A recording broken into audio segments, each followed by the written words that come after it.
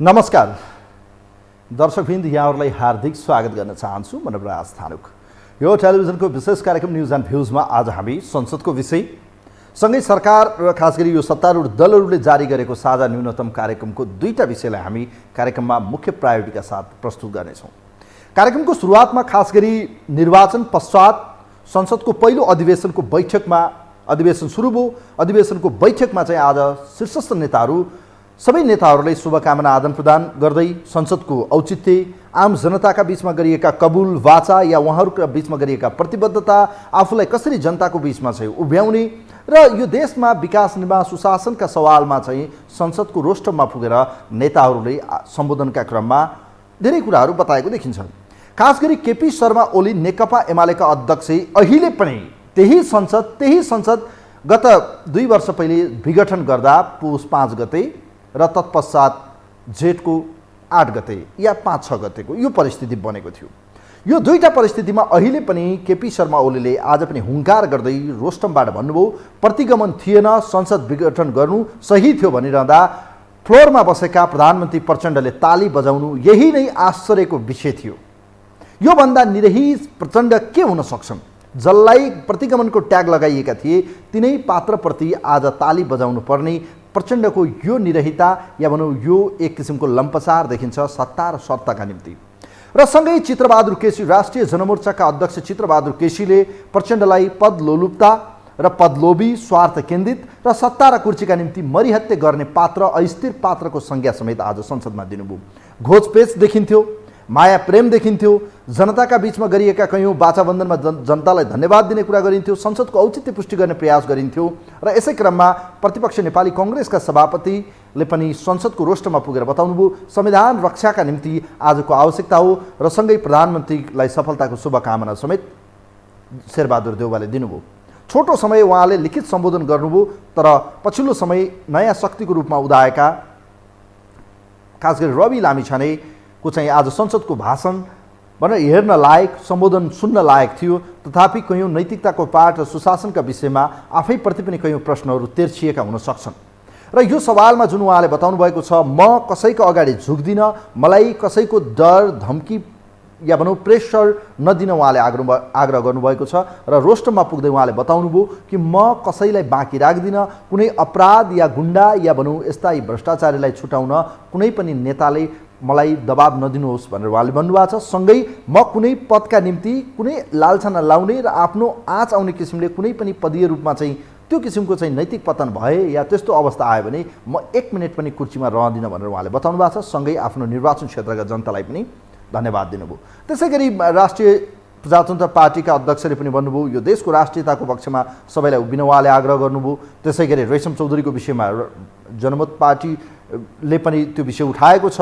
त्यसै गरी नागरिक उन्मुक्ति पार्टीले उठाएको देखिन्छ र इभन प्रचण्ड प्रधानमन्त्रीले पनि आज यो देशमा विकास र समृद्धिका निम्ति सबैको सहभागिता र सबैको सहयोग चाहिन्छ, अब म झुक्दिनँ र भनौँ यस्तो असहज परिस्थितिमा पनि गर्न चाहे के गर्न सकिन्न भन्ने म उदाहरण देखाउन चाहन्छु भनेर भन्नुभएको छ। तर हेर्न बाँकी छ 240 सिटको माओवादी केन्द्र खुम्चिँदा 32 सिटमा पुगेको छ।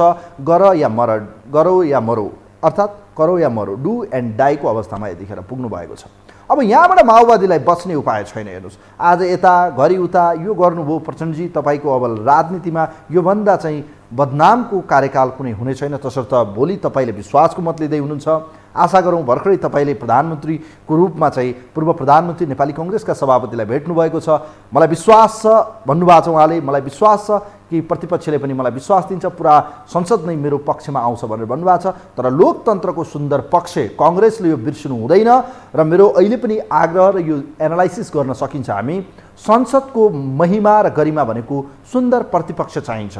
कांग्रेस दुईटा पदका निम्ति सभामुख र राष्ट्रपतिको पदका पछाडि लाग्यो र कहीँ कतै भोलि गएर एमालेलाई किक आउट गर्नका निम्ति यो रणनीति बुनेको छ भने यो देशको प्रजातन्त्र या संसदीय मूल्य र मान्यता मर्नेछ।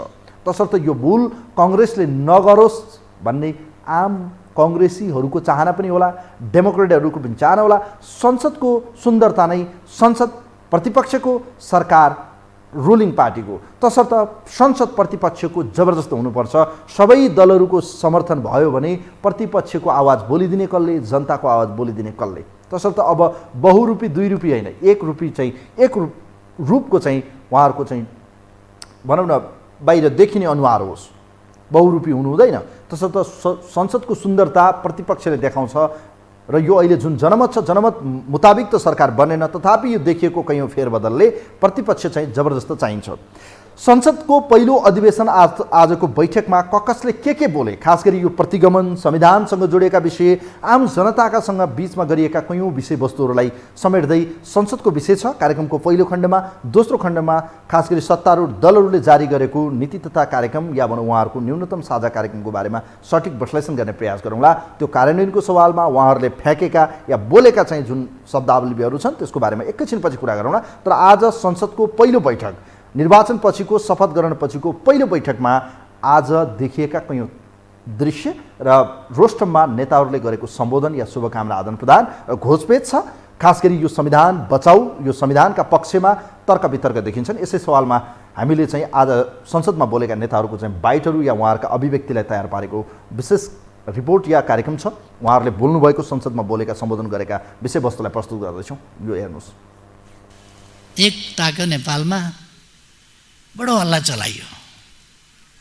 प्रतिनिधि सभा विघटन भनेको प्रतिगमन हो कि? बेलायतमा त कतिपल्ट प्रतिगमन भएछ त्यसो भने त संसदीय प्रणालीको जन्मदाता देशमा प्रतिगमन अस्तिसम्म पनि भएको भइ थियो। अस्तिसम्म यति धेरै जान्ने पनि अलिक नहौँ कि? मौका अनुसारका व्याख्या पनि यति धेरै पनि नगरौँ कि जस्तो पनि लाग्छ। प्रतिनिधि सभा भङ्ग हुनु प्रतिगमन होइन। जनताका अधिकार खोसिनु, जनताका अधिकारका लागि, जनताको अभिमतका लागि जनतामा जानु र जनताको अधिकार सार्वभौम सत्ताबाट आदेश प्राप्त गर्नु प्रतिगमन होइन। संसदबाट सरकार बन्नु, संसदबाट सरकार ढल्नु प्रतिगमन होइन। अन्यत्र लगेर षड्यन्त्रबाट सरकार ढाल्ने गर्ने गरियो भने प्रतिगमन हुन्छ। त्यसलाई भन्छ प्रतिगमन। अहिलेको कोएलिसन प्रतिगमनको पक्षमा छैन, जाँदैन। सरकार बनाउने, कुठाउँबाट सरकार बनाउने त्यसमा जाँदैन, जानु हुँदैन। अब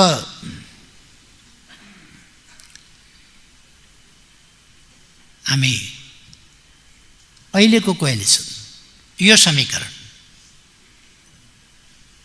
समग्रतामा, राष्ट्रियताको पक्षमा, देशको सार्वभौम सत्ता, स्वाधीनता, स्वतन्त्रता, भौगोलिक अखण्डता, राष्ट्रिय हित र स्वाभिमानको पक्षमा उभिन्छ। यसो भन्न नेपालीले अप्ठ्यारो मान्नु पर्दैन, यसो भन्नै पर्छ।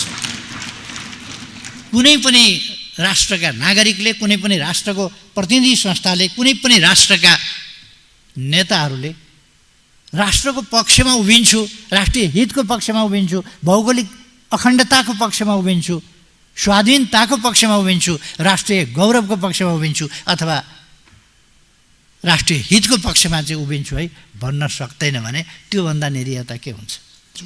यो प्रदेशबाट नेपाली जनताले धेरै अपेक्षा गरेका छन्। हाम्रो आपसी यात्रा माध्यम र गन्तव्य स्पष्ट हुनु जरुरी छ। सङ्घीय लोकतान्त्रिक गणतन्त्रात्मक शासन व्यवस्थाको माध्यमबाट दिगो शान्ति, सुशासन, विकास र समृद्धि प्राप्त गर्न हामी सबैको साझा लक्ष्य हो। सङ्घीय लोकतान्त्रिक गणतन्त्रात्मक शासन व्यवस्थाको सुदृढीकरण आजको आवश्यकता हो। यसका लागि नेपालको संविधानको रक्षा, संविधानको भावना अनुरूप कार्यान्वयन अनिवार्य शर्त हो।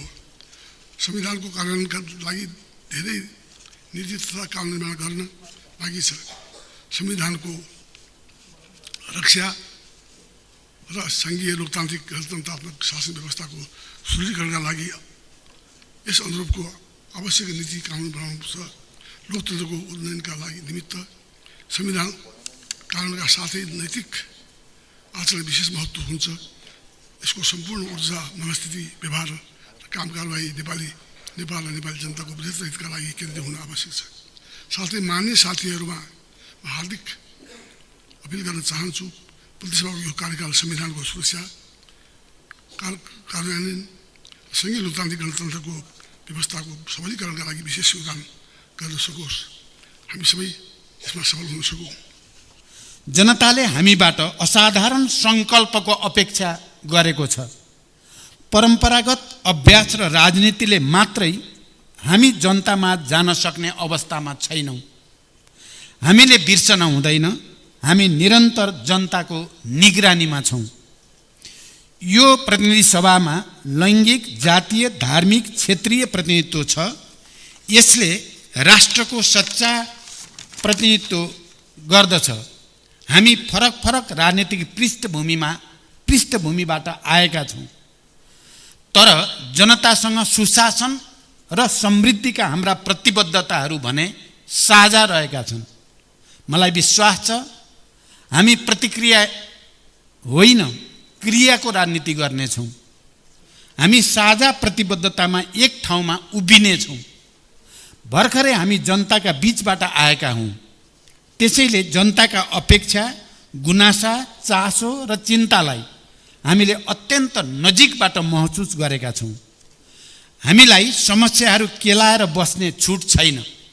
समाधानको सूत्र खोज्नु छ र समाधानतिर अगाडि बढ्नु छ। यो प्रतिनिधि सभा सार्थक संवादको थलो बन्नेछ। हाम्रा अभ्यासहरूमा जनताले गौरव गर्ने वातावरण बन्नेछ। त्यो सङ्कल्प हामी सबैले लिनु परेको छ।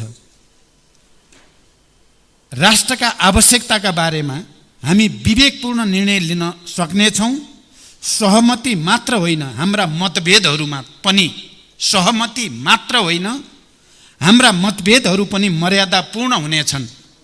कम्तीमा मेरो प्रयास र मेरो अपेक्षा यसैमा केन्द्रित हुनेछ। हामी विशुद्ध सत्तामा कसरी जाने, जुनसुकै मूल्य चुकाएर भए सिद्धान्त, नीति, आदर्श, नैतिकताले कामै गर्दैन। अझ चुनाव त भन्नुहुन्छ भने अब त लडिसक्नु गइ नसक्नु भइसकेको छ। चुनाव हामीले हेर्दा हेर्दै अनुभव गर्दै गर्दै म त अब यसभन्दा पहिले 3 पटक गएको थिएँ चुनावमा, यस्तो मैले अनुभवै गरेको थिइनँ। यो कसका कारणले भयो? यो अरू कसैले थोपारिदिया हो? त्यस कारणले अब अहिले पनि राजनीतिक पार्टीहरूप्रति, हामी नेताहरूप्रति, सांसदहरूप्रति, मन्त्रीहरूप्रति जनताको आस्था छैन। यो दुःखका साथ भन्नुपर्छ हामीले कि तपाईँको चाहिँ नि हामीले यही चरित्र कायम गऱ्यौँ भने, हामीले आफ्ना पार्टीका नेता कार्यकर्तालाई तपाईँको यही संस्कृतिमा चाहिँ राखिराख्यौँ भने हामीले देश जोगाउन सक्दैनौँ। सङ्घीयता त जोगिनै सक्दैन। हेर्नुहोस्, यहाँ एक थरीले तपाईँको चाहिँ सङ्घीयताका कारणले तपाईँको चाहिँ आफ्ना धेरै नेताहरूलाई, कार्यकर्ताहरूलाई सांसद बनाउन पाइएको हुनाले, मन्त्री बनाउन पाइएको हुनाले दिल खुसी त होला, तर त्यसको मारबाट चाहिँ पिछिएका जनतासँग गएर सोध्नु न। अहिले पनि म 2 महिना तपाईँको चाहिँ जनताको बिचमा गएँ। प्रायः जनताले, मतदाताले तिमी सङ्घीयतासँग असहमत राख्ने भयो हुनाले यति खाली गरिन्छौ कि भनेर मैले तिमीलाई भोट दिने भनेर मैले यो ढाँटेर कुरा गरेको होइन। तपाईँहरूको मनमा पनि छ। हामीले संसद कस्तो गरायौँ? अहिले एकजना मन्त्रीले भन्नुभयो संसद भत्काउन पाउँदा त प्रजातान्त्रिक अधिकार, त्यस्तो हो? हुन्छ, त्यो अहिले भत्काउनु पर्ने थियो त्यति बेला संसद, 74को संसद। त्यही भत्काउनको लागि चाहिँ वामपन्थी गठबन्धन भयो। ल भन्नुहोस्, अब फेरि गठबन्धन भइसकेपछि गठबन्धनले पुरा हार खाएको छैन, हामी मिलेर जानुपर्छ भनेर तपाईँको चाहिँ 9 गते 8 बजेसम्म तपाईँ पुस 8 बजेसम्म तपाईँ चाहिँ पानी खाँदै छलफल गर्दै गरेका छौँ। म त्यहीँ छु। 10 गते त चाहिँ त्यो गठबन्धन छलफल कता गयो, कता भत्क्यो ल हेर्नु भनेपछि जुनसुकै मूल्य चुकाएर भए पनि सत्तामा जानुपर्छ, सरकारमा जानुपर्छ, चुनावमा खर्च गरेर पैसा उठाउनुपर्छ भनेपछि हामीले यो सन्देश राम्रो दियौँ जनतालाई। त्यो गठबन्धनको इमान जमान हुन्न, नैतिकता हुन्न। जुनसुकै मूल्य चुकाएर भए पनि सत्ता र सत्ता बाहेक अरू कुरा केही हुन्न भन्ने जुन हाम्रो संस्कृति छ, जोसुकै नाम लियो, यो व्यवहारबाट तपाईँ चाहिँ जनता खुसी छैन। हामी सबैबाट हुनुपर्दछ र म छातीमा हात राखेर यो गरिमामय संसदमा भन्न चाहन्छु, म सम्बद्ध दलका कुनै पनि प्रतिनिधिहरूबाट, सांसदहरूबाट कुनै पनि किसिमको अनियमितता हुने छैन।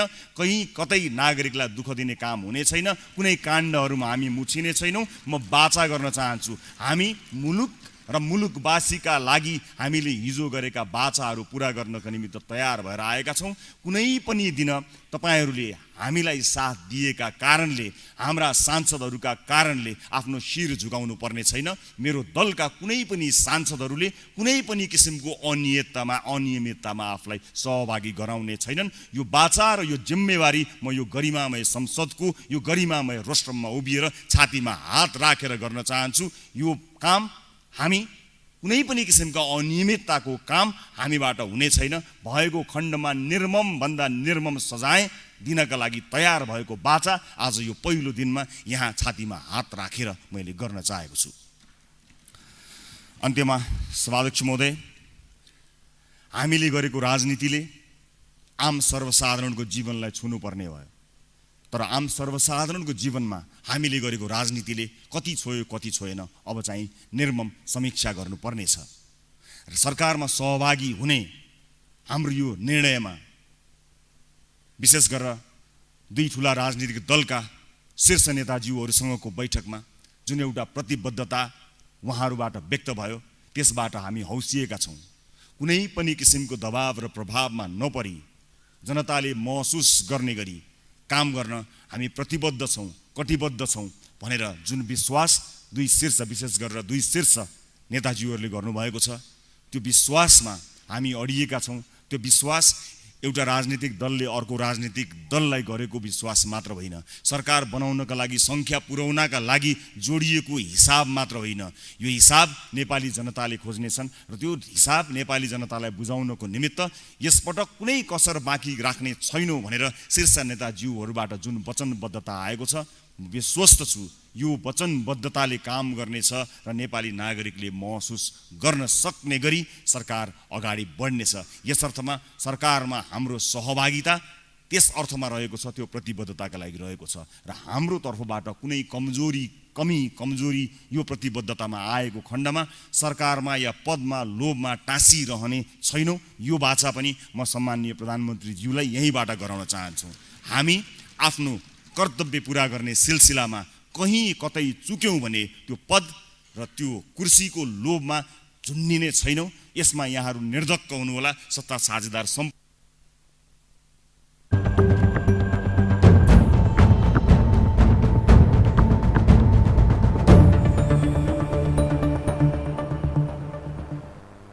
दर्शकवृन्द, आज संसदको पहिलो बैठक थियो। अधिवेशनको पहिलो शुभारम्भको बैठकमा चाहिँ नेताहरूले शुभकामना आदान प्रदान, केही थोर बहुत घोषपेच जस्तो देखिए पनि समग्रमा नेताहरूले एक आपसमा चाहिँ संसदको गरिमा र यसको आयु र यसले चाहिँ खेल्नुपर्ने भूमिकाको बारेमा सकारात्मक कुराहरू भनेर राखेको देखिन्छ। चुनाव जितेर आउनुभएको छ, जनताका कयौँ समस्याहरू छन्, अहिले पनि किसानका समस्या छन्, त्यसै गरी आम गरिबहरूले चाहिँ यो शीतलहरबाट भोग्नु परेको समस्याहरू छन्। यीतिर सरकारको ध्यान जाओस् भनेर हामीले बारम्बार भन्दै आएका छौँ। भोलि प्रधानमन्त्री सम्माननीय पुष्पकमल दाहाल प्रचण्डजीले चाहिँ संसदमा फ्लोर टेस्ट गर्दै हुनुहुन्छ, विश्वासको मत लिँदै हुनुहुन्छ।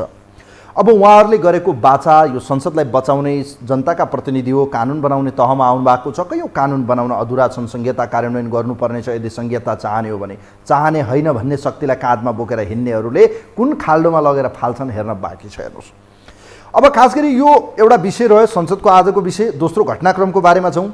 खास गरी सत्तारूढ दलले भोलि विश्वासको मत लिँदैछ। साझा न्यूनतम कार्यक्रमको आज खाका तयार पारेको छ, जहाँ कयौँ लोकप्रिय उसले चाहिँ आफ्ना चुनावी बाचाहरूलाई समेट्ने गरी खास गरी माओवादी, यो खास गरी एमाले, त्यसै गरी राष्ट्रिय स्वतन्त्र पार्टी, रापरपा लगायतका कयौँ शक्ति जो अहिले सम्बद्ध यो सत्तारूढ दल 7 दलीय गठबन्धनमा हुनुहुन्छ, उहाँहरूले एउटा न्यूनतम साझा कार्यक्रम अर्थात् गभर्मेन्ट फङ्सनिङका लागि सत्तारूढ दलहरूले एउटा न्यूनतम यो बेसमा चाहिँ हाम्रो मोडालिटी रहनेछ। उहाँहरूले 5 वर्षका निम्ति एउटा खाका तयार पार्नु भएको छ। त्यसको बेसमा जाने भोलि बजेट तथा नीति तथा कार्यक्रम त्यसैको बेसमा होला। कृषिलाई समेट्ने कुरा उहाँहरूले गर्नुभएको छ, जस्तो सेनिटरी प्याडहरू दिने कुरा गर्नुभएको छ। प्रत्येक महिना चाहिँ 1500 का दरले वितरण गर्ने कुरा गरिरहनु भएको छ।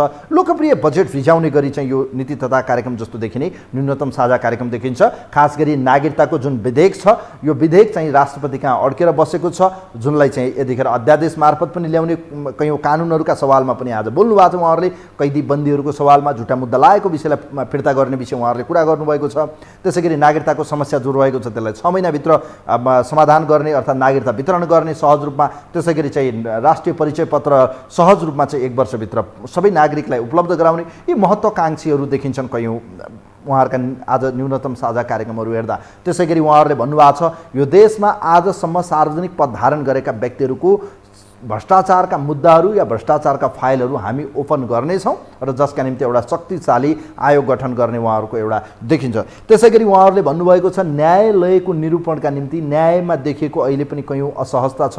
न्याय क्षेत्रमा न्यायालयमा यसलाई सुधार गर्न यसका निम्ति पनि कयौँ सुशासन कायम गर्न विशेष पहल गरिने उहाँहरूले आजको नीति तथा कार्यक्रम या न्यूनतम साझा कार्यक्रममा त्यो देखिन्छ। खास गरी यसै सवालमा अर्थमन्त्री विष्णु पौडेलज्यूले चाहिँ सरकारको तर्फबाट होस् या भनौँ साझा गठबन्धनको तर्फबाट यो 7 दलीय गठबन्धनको न्यूनतम साझा कार्यक्रम तयार पार्ने एउटा कार्यदलको संयोजकका हिसाबले पनि उहाँले यो तयार पार्नुभयो। यसै सवालमा उहाँले बोलेको केही विषयलाई हामीले समेटेका छौँ। खास गरी यो न्यूनतम साझा कार्यक्रम कार्यान्वयन हुन्छ कि हुँदैन योभन्दा कयौँ लोकप्रिय कार्यक्रमहरू हिजो पनि आए हेर्नुहोस्। यस सवालमा एकैछिनमा विश्लेषण गरौँला। तर आज अर्थमन्त्रीज्यू अर्थात् यो गठबन्धनको तर्फबाट न्यूनतम साझा कार्यक्रम तयार पार्ने एउटा कार्यदलको संयोजकले के विषयवस्तुलाई चाहिँ समेट्नु भएको छ यस विषयमा उहाँले बोलेका केही अभिव्यक्तिहरू हामी तपाईँको माझमा राख्दैछौँ। यो हेर्नुहोस्। रणनीतिक सडकहरू 5 वर्षभित्र सम्पन्न गर्ने, भौगोलिक विकटताले सम्भव नभएका बाहेक आधा घण्टाभित्रको दूरीमा सबै गाउँ बस्तीलाई सडकको पहुँचमा पुर्याउने, यातायात व्यवस्थापन प्राधिकरण गठन गरी समग्र यातायात व्यवस्थापनको सहजीकरण अनुगमन र नियमन गर्ने गरी सार्वजनिक यातायात प्रणालीको विकास गर्ने, यातायात व्यवस्थापनमा डिजिटल प्रणाली लागू गर्ने, सम्भावित सवारी दुर्घटना स्थल र बारम्बार सवारी दुर्घटना भइरहेका सडकहरू पहिचान गरी त्यस्ता सडकहरूको प्राथमिकताका साथ मर्मत सुधार गर्ने, आवधिक रूपमा सवारी चालकको स्वास्थ्य परीक्षण गर्ने र सवारी साधनको मेकानिकल टेस्ट गर्ने व्यवस्थालाई अनिवार्य बनाउने, भयावह बनिरहेको सडक दुर्घटनाका कारणहरूको गहन अनुसन्धान गरी आवश्यक सुझाव दिन उच्च स्तरीय कार्यदल गठन गर्ने, सडक यातायात, रेल, जलमार्ग र हवाई सबै योजनालाई समेट्ने गरी एकीकृत राष्ट्रिय यातायात गृहयोजना तयार गर्ने, हुलाकी राजमार्ग, मध्य पहाडी राजमार्ग, मदन भण्डारी राजमार्गका साथै उत्तर दक्षिण जोड्ने रणनीतिक महत्त्वका सडक पूर्वाधार निर्माणलाई उच्च प्राथमिकता दिने, राजमार्गहरूमा गुणस्तरीय खानपिन सहितको रेस्ट एरियाको प्रबन्ध गर्ने, 13 वैज्ञानिक भूमि व्यवस्थापन र सुकुम्बासी समस्या समाधान, भूमिमा किसानहरूको सहज पहुँच उपलब्ध गराउन, भूमिको वैज्ञानिक व्यवस्थापन मार्फत यसको सही सदुपयोग गर्न र आवास सम्बन्धी मौलिक हक कार्यान्वयनको सुनिश्चितता गर्न आवश्यक प्रक्रिया अगाडि बढाउने, यसका लागि भूमिको डिजिटल नापी पूरा गर्ने, भूमिको प्रकृति स्वरूप र सम्भावनाका आधारमा भू उपयोग गर्ने, निर्माण भइसकेका संरचनाको सम्भाव्य सुधार र उपयुक्त विकल्पको योजनासहित भू उपयोग नीति र कानुनको कार्यान्वयन गर्ने, सार्वजनिक र सरकारी जग्गामाथिको अतिक्रमण हटाउने रोक्ने, 2 वर्षभित्र सुकुम्बासी, मुक्त हलिया, मुक्त कमैया र अव्यवस्थित बसोबासीको समस्या समाधान गर्ने, भूमि व्यवस्थाको संरचनामा अन्तर्निहित समस्याको दिगो समाधानका लागि राष्ट्रिय भूमि आयोग गठन गर्ने, 14 सूचना प्रविधि, आधुनिक सञ्चार मार्फत जनताको सुसूचित हुने अधिकारको प्रत्याभूति गर्ने, प्रविधि मार्फत शिक्षा, स्वास्थ्य, उत्पादन लगायत जीवनका सबै क्षेत्रलाई सहज तुल्याउने र रोजगारीका अवसर सृजना गर्ने,